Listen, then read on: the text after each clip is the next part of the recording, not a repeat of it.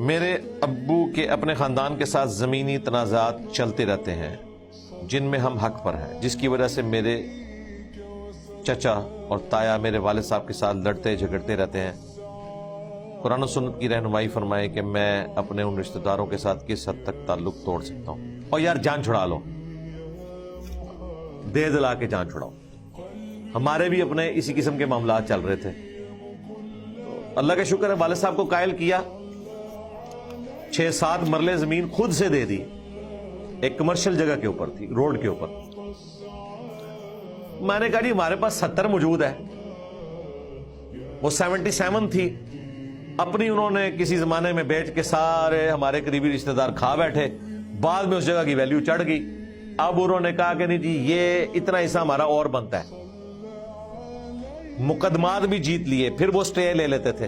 And result یہ ہے کہ نہ وہ زمین ہمارے کسی کام کی نہ ان کے کام کی۔ پھر ہم نے صلح کر کے 7 مرلے زمین دی، اور والد صاحب نے کہا کہ بھئی یہ میں اپنی خوشی سے نہیں دے رہا، میں آخرت میں بدلہ لوں گا اس کا، میں اس جھگڑے کو مٹانے کے لیے۔ تو ٹھیک ہے، دنیا میں بھی سکون میں آگے، اور آخرت میں تو دیکھیں اس کا کیا اجر ملنے والا ہے۔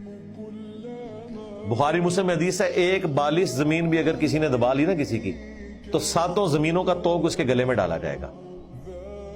یہ تو دبانے والے کے اوپر عذاب ہے نا، جس کی دبائی ہے اس کو انعام بھی پھر اسی اعتبار سے مل رہا ہوگا۔ تو میں نے یہ دیکھا ہے کہ رشتہ داروں کے معاملات میں اگر آپ کو نقصان بھی اٹھانا پڑتا ہے نا، اپنی رشتہ داری کو خراب نہ کریں، دے دلا کے جان چھڑا لیں، کیونکہ بعض اوقات پھر قتل و غارت تک نوبت آ جاتی ہے اور معاملات ہو جاتے ہیں۔ سب سے زیادہ اگر آپ کی لائف ونریبل کوئی کر سکتا ہے نا، تو آپ کا قریبی رشتہ دار اور دوست کر سکتا ہے۔ باہر کا بندہ تو کوئی بھی حملہ آور نہیں ہو سکتا، اسے تو پوری ریکی کرنی پڑے گی، کیا کچھ کرنا پڑے گا، لیکن آپ کے رشتہ دار تو 100% آپ کو جانتے ہیں آپ کس وقت کہاں ہوتے ہیں، اور آپ ان سے ایکسپیکٹ بھی نہیں کریں گے وہ آپ کو نقصان بھی پہنچائیں گے۔ کئی لوگ ایسے ہیں وقتی طور پہ صلح کرتے ہیں، بعد میں پورا خاندان قتل کر دیتے ہیں۔ تو بہتر یہ ہے کہ آپ ڈیفینسو موڈ میں جائیں، اپنی جیب سے بھی کچھ لگانا پڑتا ہے کر کے جان چھوڑیں۔ یار آخرت کا دن ہے نا، آپ یہ سمجھیں یہ نیکیاں آخرت کے لیے سٹور ہو گئی ہیں، اپنے آپ کو سیٹسفائی کر، کیا فرق پڑتا ہے؟ مجھے بتائیں اگر اس جھگڑے کی وجہ سے آپ کا باپ قتل ہو جاتا ہے، یا وہ کچہری کے چکر کاٹ کاٹ کے سائیکو مریض بن جاتا ہے، تو پھر تو آپ نے کہنا تھا یار یہ ساری زمین بھی لے لیتے میرا باپ تو بچ جاتا۔ پھر اینڈ پہ یہ سوچ رہے ہوتے ہیں، اور پہلے جان چھڑاؤ۔ اور یہ کوئی لسا ہونا نہیں ہے کہ انسان جو ہے وہ آخرت کے لیے معاملے کو سٹور کر لے۔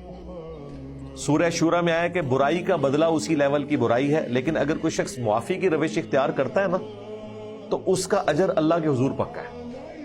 اور اس طرح کی جو دشمنی ہے ان میں معافی کی روش اختیار کرنے میں آپ کا اپنا فائدہ بھی ہے، پھر قطع تعلقی سے بھی آپ بچ جاتے ہیں۔ تو اس لیے ماں باپ کو سمجھایا کریں۔ ہماری ایک زمین تھی، اس کا سودا ہو گیا، اور بیانہ بھی اس بندے نے پکڑا دیا، ہم بیچ رہے تھے، اور الٹیمیٹلی وہ شخص رقم ارینج کرنے میں ناکام ہو گیا۔ تو پاکستان میں تو یہی قانون چل رہا ہے کہ وہ بیانہ ضبط ہو جاتا ہے، حالانکہ شریعت میں تو یہ حرام ہے۔ آپ اس طرح کی فائنینشیل پینلٹی تو کسی کو نہیں ڈال سکتے۔ تو میرے والد صاحب نے مجھ سے پوچھا کہ اب ان پیسوں کا کیا کرنا ہے؟ یہ 60-70 ہزار روپے تھے، اور آج سے میں کو 15-20 سال پہلے کی بات کر رہا ہوں، بڑی رقم تھی، آج کے لاکھوں روپے بنتے ہیں۔ میں نے کہا جی یہ حرام ہے ہمارے اوپر۔ ہم عشاء کی نماز کے بعد گئے، ان کو گھر واپس کر کے آئے پیسے، کہ جی یہ آپ کے پیسے ہیں۔ وہ بڑے حیران ہو گئے، جی یہ کیسے ہو سکتا ہے کوئی بندہ بیانہ نہ دبائے؟ تو ہمیں تو پتہ ہے نا کہ یہ آخرت کے لیے ہم جو ہے وہ یہ ایک لعنت کما رہے ہیں۔ اچھا وہ زمین ہماری نہیں بکی، اس زمانے میں وہ زمین بک رہی تھی 70-80 ہزار روپیہ مرلہ، آج اس کی قیمت جو ہے نا 7-8 لاکھ روپے مرلہ ہے۔ ابھی تک نہیں، وہ بیچی ہی نہیں، ضرورت بھی نہیں تھی، وہ بس ہم اس وقت ایک تازہ جھگڑے سے فارغ ہوئے تھے، تو ہم نے کہا چلیں آپ بیچ دیتے ہیں، جان چھوڑ دے، بعد میں کوئی مسئلہ نہ کھڑا ہو جائے۔ مسئلہ تو کھڑے ہی نہیں ہونا تھا، ظاہر ہے ہم نے 7 مرلے ان کو بھی دی ہوئی تھی، وہ پڑی ہوئی ہے اب۔